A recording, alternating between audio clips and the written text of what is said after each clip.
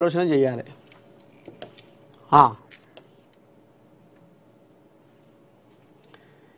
కలుషిత నీటితో విద్యార్థుల ప్రాణాల ముప్పు. ఆరెంజ్ పాఠశాలలో విష జలాలు. చిన్నారి సుజిత్ మృతి. కొండముచ్చు మృతదేహం కారణమా? కొండముచ్చు మృతదేహం కారణమా? విద్యార్థులకు కొనసాగుతున్న వైద్య పరీక్షలు. మేళ్లచెరువు మండలంలోని ఖమ్మం జిల్లా మేళ్లచెరువు మండలంలోని ఆరెంజ్ పాఠశాలపై భయాందోళన వాతావరణం నెలకొంది. 2 వారాలుగా చిన్నారులు వరుసగా వాంతులు, విరోచనాలు, జ్వరాలతో బాధపడుతుండగా చివరికి ఆరెంజ్ పాఠశాలలో యూకేజీ చదువుతున్న 6 ఏళ్ల సుజిత్ రెడ్డి అనే విద్యార్థి మృతి చెందడంతో తల్లిదండ్రులు కన్నీట పర్యంతమవుతున్నారు. గత 20 రోజులుగా ఆ పాఠశాలలో చదువుతున్న విద్యార్థులు వాంతులు, విరోచనాలు, జ్వరాలతో బాధపడుతుండడంతో తల్లిదండ్రులు తీవ్ర ఆందోళన వ్యక్తం చేశారు.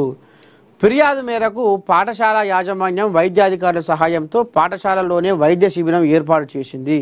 వైద్యులు చేసిన పరిశీలనలో పిల్లలు కలుషిత నీటిని తాగడం వల్ల జాండీస్, కామెర్లు, లివర్ సమస్యలతో బాధపడుతున్నట్లు నిర్ధారించారు.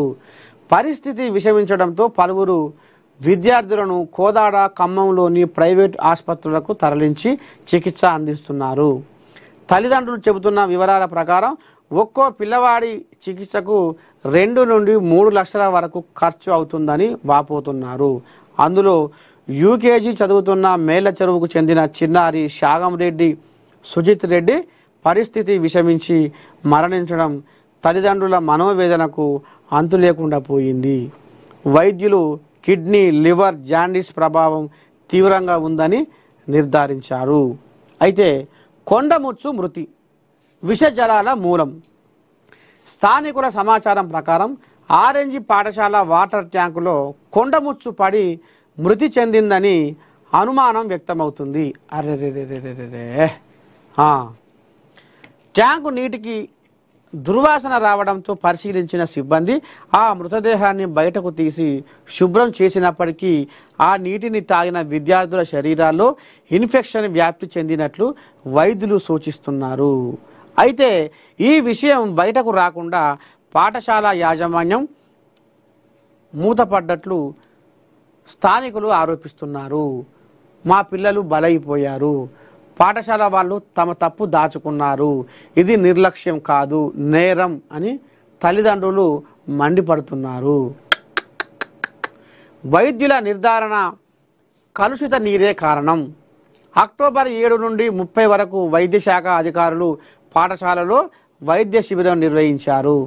విద్యార్థుల రక్త నమూనాలను సేకరించి పరీక్షించిన తర్వాత కలుషిత నీరు తాగడం వల్లే విద్యార్థులు జాండీస్, లివర్, కిడ్నీ సమస్యలకు గురయ్యారని నిర్ధారణ చేశారు. ఇది స్పష్టమైన నీటి విషజన్య వ్యాధి కేసు అని వైద్యులు తెలిపారు. ఇటువంటి ఉద్దారకం చేసిరట. మరి అలా కొండముచ్చు పడేటట్టుగా ఎందుకు దాన్ని జాగ్రత్త పడలేదు? కొండముచ్చు పడి చచ్చిపోయేంతగా జాగ్రత్త ఎందుకు తీసుకోలేదు ఈ పాఠశాల యాజమాన్యం? ఇవాళ బుడ్డ పోరగాళ్ళ ఉసురు తీస్తున్నారు. ఇవాళ చదువు రావాలని అయ్యమ్మ పోరగాళ్ళని బడికి పంపితే ఇగో బయట గిసవంటి చేశారు, గిసవంటి కథలు. అదే ఇక జనాల పానాలంటే వీళ్ళకు ఒక లెక్కే లేదు.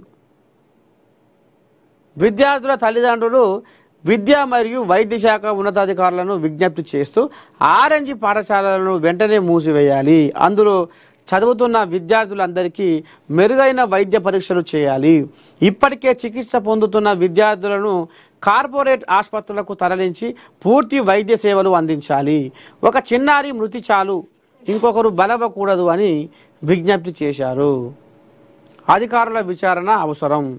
ప్రజలు, తల్లిదండ్రులు ప్రభుత్వాన్ని ఉద్దేశించి ఒక చిన్నారి ప్రాణం పోయింది, ఇప్పటికీ నిద్ర లేవకపోతే ఇంకెవరు బాధ్యత వహిస్తారు అని ప్రశ్నిస్తున్నారు. విద్యాశాఖ, వైద్య శాఖ, జిల్లా పరిపాలనా అధికారులు సంయుక్తంగా నిజ నిర్ధారణ జరిపి పాఠశాల యాజమాన్యంపై చర్యలు తీసుకోవాలని డిమాండ్ చేస్తున్నారు. మరి చెయ్యరా?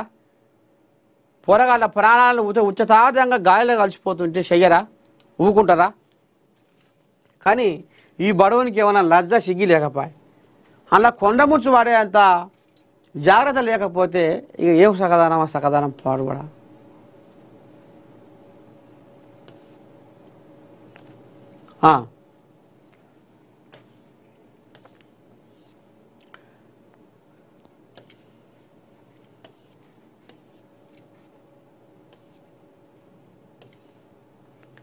కాళేశ్వరం కమిషన్ సొమ్ముతో బీఆర్ఎస్ కుట్ర, కాంగ్రెస్ ప్రభుత్వాన్ని కూరదోయడానికి పన్నాగాలు, 500 రోజుల్లో ఎలా కూలుస్తారో చూస్తా, జూబ్లీ హిల్స్ ప్రచారంలో మంత్రి పొంగులేటి.